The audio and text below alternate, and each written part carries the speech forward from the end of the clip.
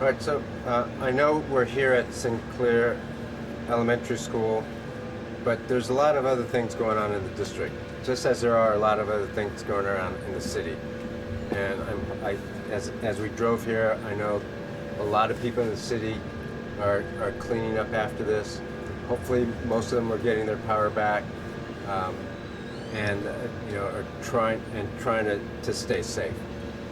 We're also doing things at our other schools, and we're coordinating with the city in many ways. At Sam Houston High School, Austin High School, there's a food drive right now going on, so people who have perishables or couldn't get the food or the power's out, so they can go to Sam Houston High School, Austin High School until the food runs out. And I think they still have food now. It's been going all morning. So those are some of the things that are happening, and I know the whole city is buckling down and trying to help each other. Here at Sinclair Elementary School, you see we had the most damage at this school. We've only had 4 schools that sustained significant damage. Out of 274 schools, we feel very fortunate. Yes, there's tree branches, there's glass broken or windows broken, in a lot of places. But as far as extensive damage, this is it. So we feel fortunate about that. The biggest issue, though, is power. So as of this morning, I think we had about 90 schools still without power. And that's a challenge because we can't send kids to a school without power. As you know, a lot of the communities don't have power, and it's hard to be in a building without any lights or any power. So we're certainly not going to do that. We're hoping over the next couple of days, today and tomorrow, that a lot of the power comes back up. But we'll have to make some decisions on Sunday afternoon regarding the power situation. So we'll let the community know, and thanks for helping us get the information out. My apartment doesn't have power either, so last night I spent a night in the hotel. But I know a lot of families are dealing with much worse than that, and so that's a consideration for our schools for Monday. The goal is to try to get every school ready by Monday if the power comes on, so kids can go to school, and it'll be their choice if the power is out at their house. They may, hopefully they'll be in a position to still come to school where there is power. Any questions? Yeah, the four schools that you said had significant damage out of 240. 274. 74, sorry. What are the names of those schools? Sinclair, of course. Pew Elementary School. Pew Elementary. Robinson Elementary School, and Page Elementary School. You said Page? Page. Page, okay. Now, what kind of damage did the other 3 have? As bad as this, or? No. At Pew, I think they had a tree fall on the main building, so one classroom is destroyed, but we think we can remove the tree and get Pew back up and running. At Page, if you go there, there's one section of a wall that is gone. It's a one classroom wall, and that's significant for that classroom, but the rest of the school is safe. And then at Robinson, it's mostly broken glass. I think they had 10, 12 windows just busted. So yesterday I was there. We're putting up plywood already, even yesterday. So I think those 3 schools, we feel pretty good that they'll be up and ready to go. Again, if they have power, then they'll be fine. Mr. Miles, the food, a lot of food lost during this emergency. That's correct. That were for the students. That's right. So there's perishables that were lost, milk spoiled, but we have a great nutrition department, and they'll be ready to go. They're working the problem right now, and on Monday, every kid who comes to school will get breakfast and lunch like always. Now, it may be bagged breakfast if necessary, but they will get food on Monday if we're in school. For those schools that don't have power, won't be, but they will get fed. Could there be some schools But that thanks for recognizing that. That's a cost too in this storm, because think about all the families that are losing perishables right now, and they're going to have to go out and that's a cost to replace that. could there be some schools that don't open at the same time as other schools would, just based on like the damage and the power and that sort of thing? Yes is the answer. If we don't have power. So if we don't have power, we're going to look at the situation. If it's easy to move the kids at one school to another, then we'll do that. But most likely, if a school does not have power, we'll probably have to close that school keep it closed for a while. So you're considering sending kids to other schools if their particular school doesn't reopen? If it's feasible. We don't have a lot of schools with that much space, so we have some schools with space, and if that's the case, then we can do that. But most likely, if a school doesn't have power, it probably will remain closed. So you said y'all are going to make the call Sunday afternoon if you're going to have open the schools depending on if the power's on? Yeah, we'll be updating the community constantly, especially for those schools without power.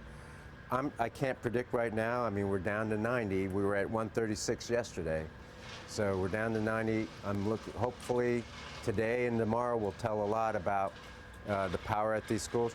Look, this is a citywide problem too. Very sympathetic.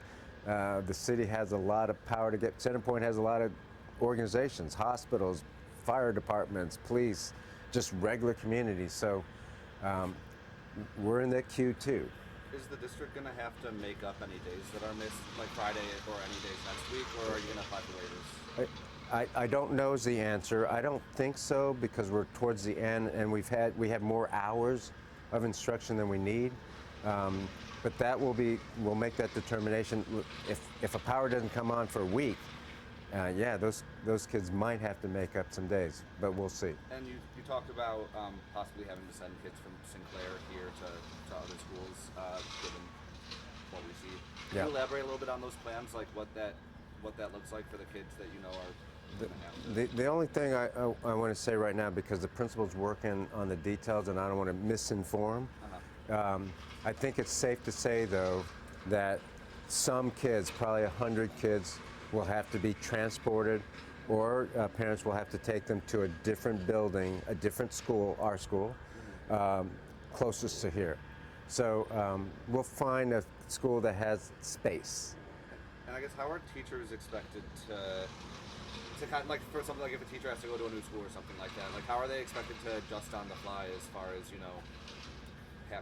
presenting their lesson plan and kind of carrying forward, like? I think we have some great teachers. We will provide the lesson plans and all of that if they want to use it, and then there'll be space and equipment and desks and chairs over at the other place. But it will be. Thanks for raising that. It will be an adjustment for some teachers if that has to happen. I think here's the only place so far that we think that has to happen. So, considering we got 11,000 teachers in 274 schools, we are blessed that the storm didn't do more damage to our buildings. That can't be understated. Mr. Miles, the testing is a concern, especially because we're getting in the end. You mentioned that kids have STAR tests, the math test. There's so many testing right now. Is there any idea about a message for the parents, because maybe they're so stressed with this disaster and concern also for their students, their kids? Yeah, that's a great question. So fortunately, we already finished the STAR exam before the storm. There is still a major test coming up, and that's the NWEA MAP assessments. Not this coming week, but the week after is when it was scheduled. So we want to get back to normal as soon as we can, so kids can focus on the NWEA test. But my experience, and I've been in several different situations, crises, kids are resilient. The best thing for kids, get back in the school building, get back in the classroom where they have their teacher, they have their friends, and that's when they settle, right? When they have their friends, they have their teachers, that's when they'll settle. So we're going to try to get them back in as soon as we can. I just want to be clear, is it 100 you guys expect maybe to be transported from this Sinclair, right, because of the portables? And how many total portables were destroyed or damaged? Yeah, I don't have that number of portables. Alicia, do you have in? Okay. Yeah. Okay. But I mean, you can tell it's probably about, I mean, if you count yourself, probably a dozen that were damaged. So, but we'll get you an exact number. And I don't have the exact number because we're going to put out information. I don't want to misinform the community. But again, I think it's safe to say there were too many kids in these buildings here. We can put some in the main building. Probably 100 kids won't be able to fit in the main building. And those are the kids who have to be transported. And also the cooling, it's hot, the power is not back up in some of these schools.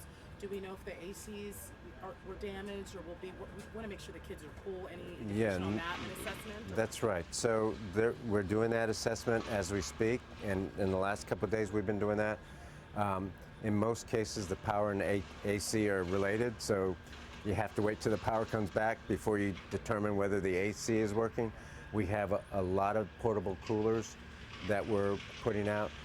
Keep in mind, though, that even without a storm, we've had challenges with air conditioning. That's one of the reasons why we hope that the board will go for a bond and the community will accept the bond. Our kids deserve to be in cool buildings. This is the time of year, May, and then all the way through September, that we're going to be fighting the air conditioning battle, where we have to put a lot of temporary coolers in the buildings for our kids. What about the cost of the damage overall? I don't have one right now, and I won't have one for a couple weeks. But I think we avoided a whole bunch of costs because of the fact that our main buildings, most of our buildings are free from severe damage. There will be a cost in some of the perishables, but this is a minimal cost storm damage for us. Can you reiterate what these portable buildings were used for? Yes, so these portable buildings, like a lot of our schools, have been around for 30 years or so, and it's classrooms. So most of these buildings that you see behind me were classrooms for 2nd grade and 5th grade. Any other questions? For parents, what's the best way for them to get the latest, most updated information? Yeah, so Like how much time do you think you can give them? I know it's a sliding scale as far as like what the final plans are. yeah, so we'll be talking to parents today, tomorrow, and all through Sunday, and probably Monday, and whenever we get power back up. Hopefully, most of it will be done today or tomorrow. But it's a continuous conversation. Principals are in touch with the parents. We're in touch with parents through social media, and frankly, you all are helping.